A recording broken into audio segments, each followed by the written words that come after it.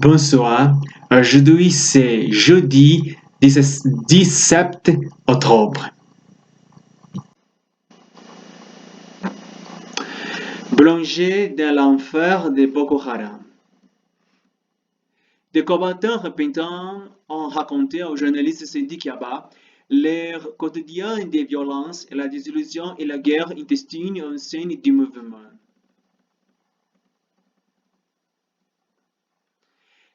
Créée en 2002, la secte de Boko Haram a basculé dans la violence armée en 2009.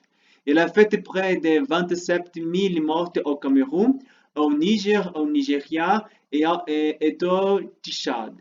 Peu d'observateurs ont pu pénétrer ces groupes terroristes pour rendre compte de son fonctionnement. Le journaliste Sidi Kiaba, dans son ouvrage Voyage en cœur du Boko Haram, édition La Harmattan 2019 avec Mahamudo Laouli Dandano, fait témoigner des combattants repentants et il éclairant les profils des combattants, les tactiques du combat, la brutalité exercée par les chefs de l'économie de guerre qui permettent de financer les actions de la secte.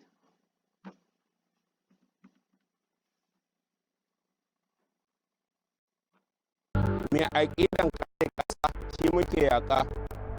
Me aƙidan gina boko wanda kafirci a ciki shi muke yaƙa. Au début, Boko Haram avait dit, Boko Haram qui veut dire que l'école occidentale est un péché, avait dit que son combat était d'empêcher le développement de l'école occidentale. Parce que du point de vue de Boko Haram, la mauvaise gouvernance au Nigeria, le détournement de fonds, la magouille, la corruption, tout ça, c'est le fait de l'école occidentale.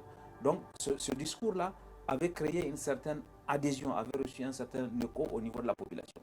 Par la suite, le mouvement a complètement perdu son âme et s'est mis à faire des exactions, s'est mis à faire vraiment des choses qui sont même contraires aux valeurs islamiques qu'il prônait.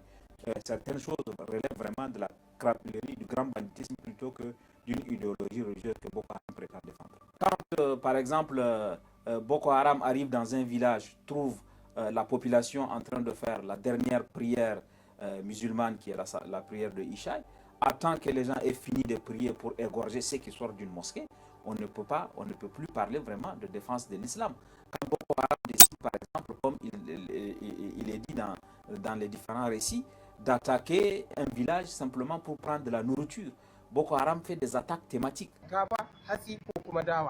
A gaskiya abin da muka noma na shinkafa yanzu shine sun komo shine suke konawa ga jama'an da suke zuwa jeji kuma sun zama su ne na kisa.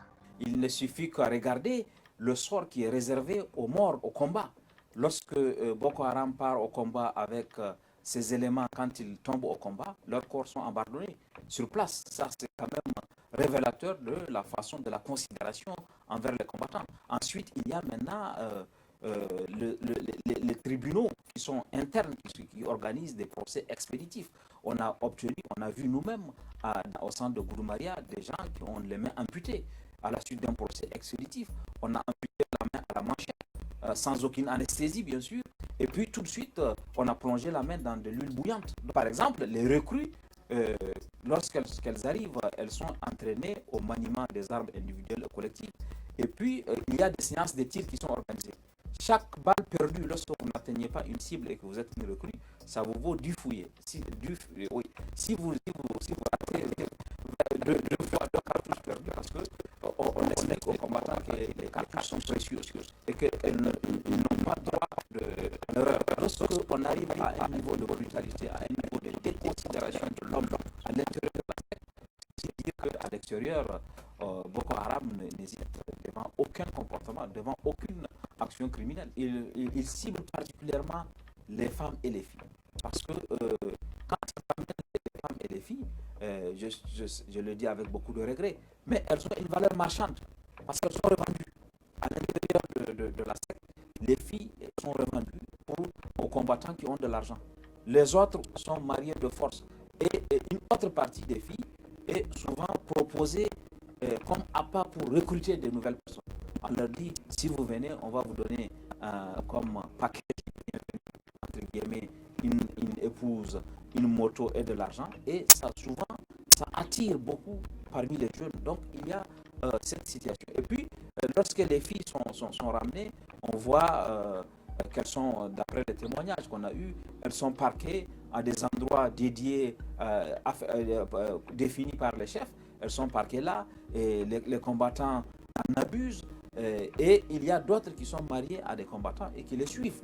C'est par exemple peut-être les filles de Chibok. On n'a jamais retrouvé, on n'a jamais réussi à retrouver l'ensemble des filles, parce qu'une partie des filles a été mariée à des combattants de Boko Haram. Ils se sont déplacés à l'intérieur du pays. Certaines sont peut-être au Cameroun, d'autres sont au Niger, d'autres sont au Nigeria, d'autres sont au Tchad.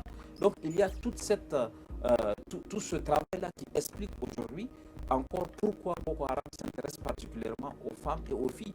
Les filles les plus jeunes aussi sont travaillées idéologiquement et elles deviennent des kamikazes.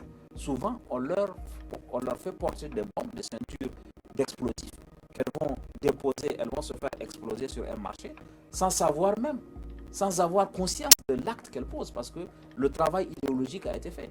Des filles de 9 ans, des filles de 10 ans, souvent, qu'on envoie au marché, on leur attache quelque chose, elles n'ont même pas conscience de ce qu'elles portent, mais Boko Haram les utilise comme ça pour aller, comme des bombes humaines, pour aller commettre des attentats suicides dans des villages. C'est pour cette raison, je pense que Boko Haram cible particulièrement les femmes et les enfants dans ces zones d'activité.